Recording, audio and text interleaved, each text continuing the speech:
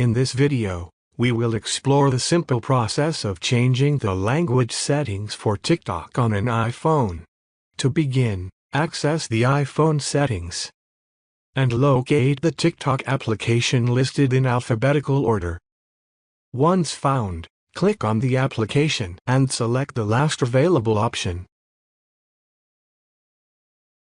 Here, you will find a list of supported languages.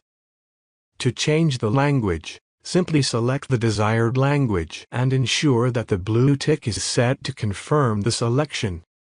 Upon returning to the TikTok application, you will notice that the language has been successfully changed. Thank you for watching, and I look forward to seeing you in the next video.